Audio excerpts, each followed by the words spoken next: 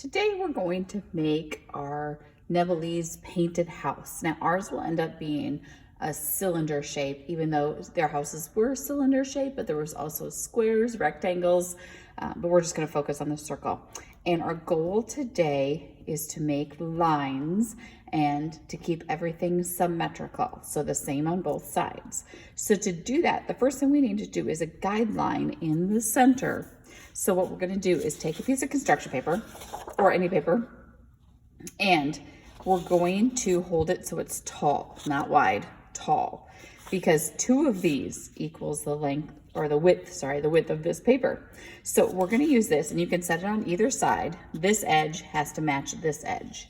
We're gonna put it down, and then I'm gonna hold it wide open hand, take my pencil, and I'm gonna draw a light line off the paper. Now, I don't even know if you can see it. It's such a light line that goes off that paper. So now I know this side has to equal this side. Now, we're gonna do lines only. And, well, the lines can form shapes and things like that. We don't wanna fill anything in because that's gonna come later. So let's say I wanna do a line, and I'm gonna do it from here to here. I'm gonna draw my line.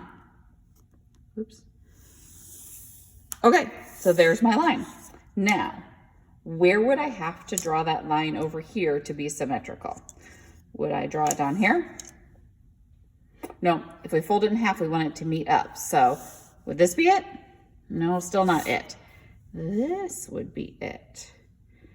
So I'm gonna draw, again, hold my hand out on the ruler and draw a straight line like that. So that is a very good start. Now what we're gonna do is we are going to put some shapes in there too. So let me see, I'm gonna do bigger shapes. So I'm gonna do a circle. So I'm gonna do a circle right here.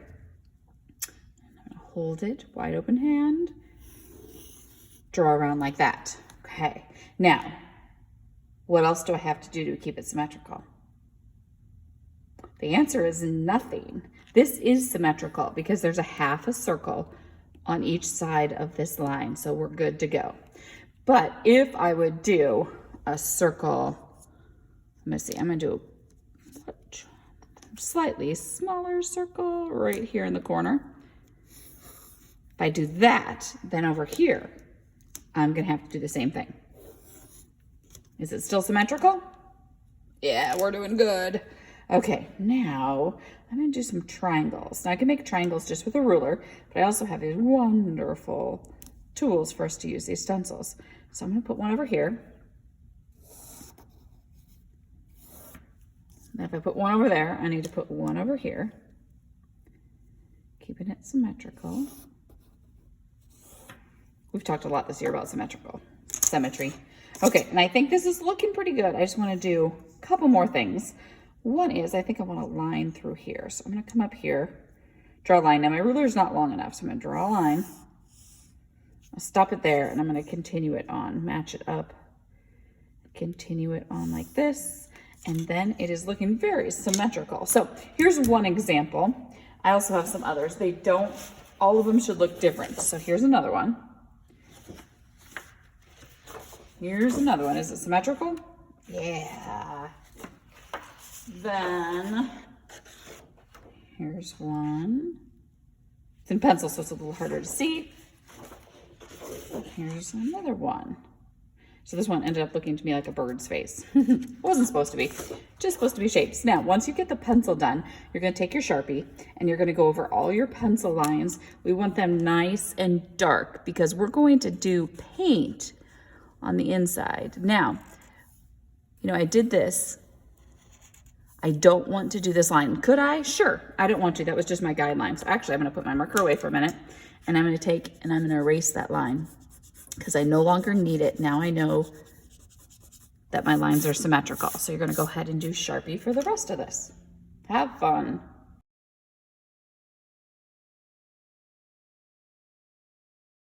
Now it's time to paint. We're going to be painting our symmetrical design, which is going to end up being our Ndebele's painted house. So first thing, I'm gonna push my sleeves up so I don't get paint on them. Have my paint shirt on. We're gonna use temper cakes for this, and we wanna keep it symmetrical. So we're going to take, and let me say, I gotta pick a color. I'm gonna take orange. Now, if I touch it, let's do yellow. One time. Is that gonna be enough to paint this circle yellow? No, it doesn't even show up. So you need to add water and you need to scrub for a little bit. Do it at least 10 times. More is better. And then I'm gonna take this and now I'm gonna paint. Oh, now I got a nice rich yellow. I always do my edges first, trying to stay in my lines. And then I can fill in. I'm gonna get a little more paint on there.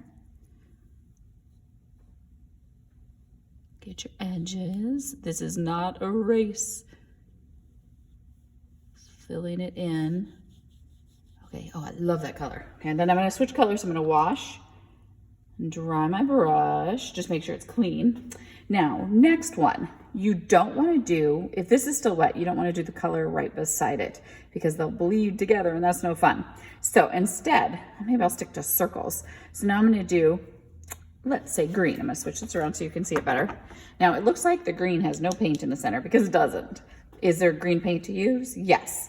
This is where you take, and it's on the side. So I'm gonna rub it at least 10 times. I'm gonna do it a couple times until I get enough green.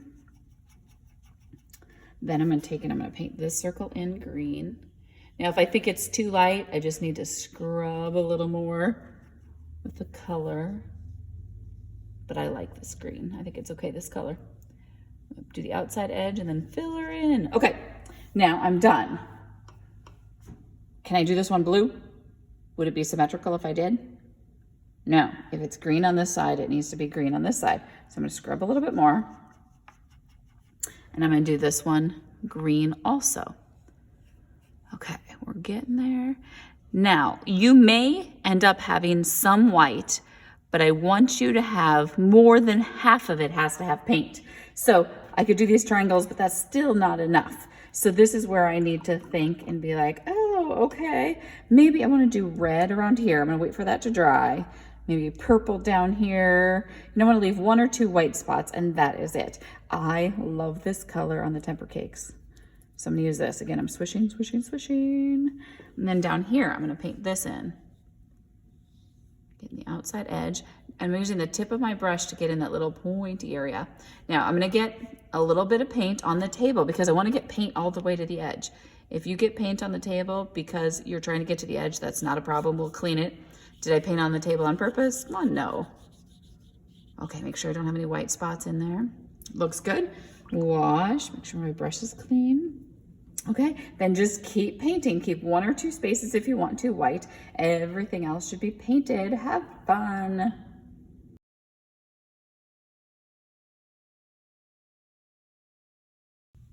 Now we have our house done, but we need to add the roof. So the roof will end up looking like this. This is flat right now, but when we're done, it's going to be a cone shape, and then it's going to go, we're going to tape it right on top like that.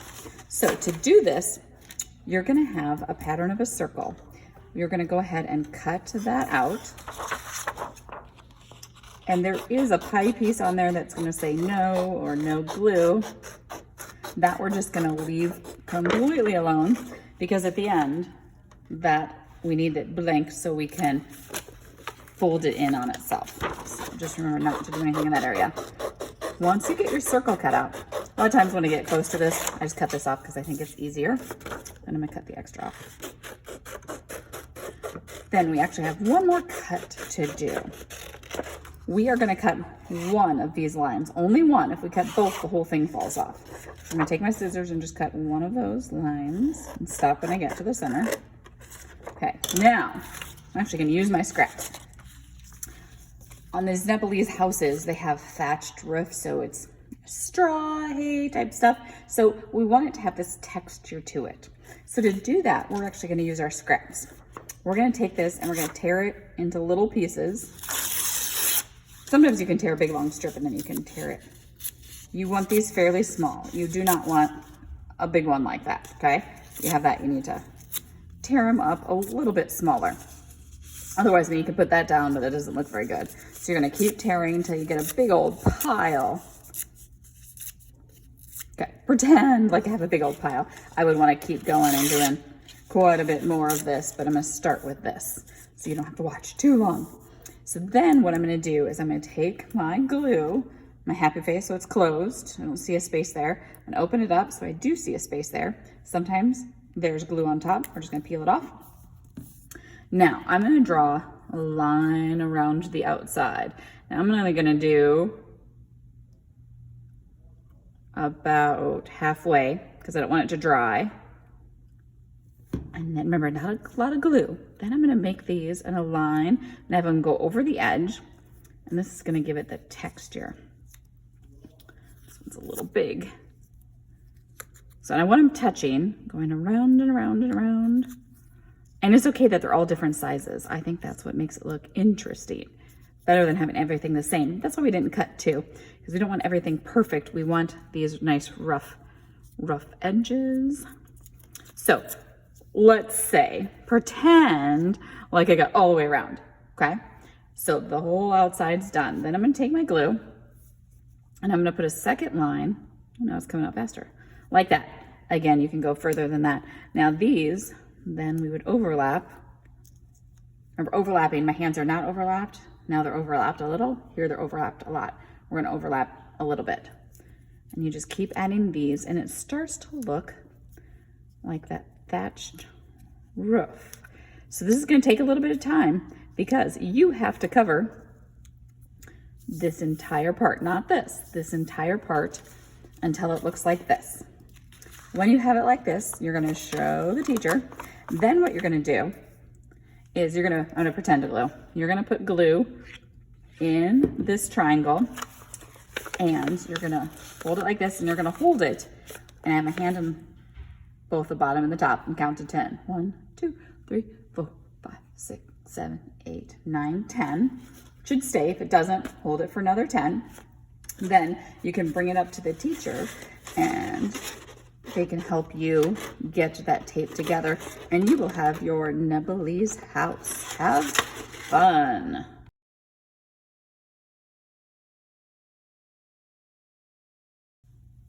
Now that my house is done being painted, I do have 2 areas that have white. We need a door for people to get in. So I'm gonna do the door. I don't want the door to be halfway. I want it to be a little bit less than that. And you can choose what shape you wanna do. You can do a rectangle. Some people like to do parallel lines coming up with a curve on the top. That is completely up to you. I'm gonna draw, I want it right in the center. And I'm doing this in marker. You wanna do this in pencil. I just want you to be able to see and draw my door on there. Then I'm going to cut it out. Now, I do have some students that want there to actually be a door there. If you want to actually have a door that opens, you can cut 2 of your lines and then bend it like this, and then you have a door. That would be okay too. If you want this just to be an open area, you can cut it off like this, and then you just have an open area. Now, what we're gonna do is we're gonna take this and we're gonna make it into that cone-shaped house. So we're gonna curve it around like this. And then we're gonna use a stapler and staple 2 staples here, and then we have our symmetrical house, but we have no roof. So that is what is going to be after we get this part done. Have fun.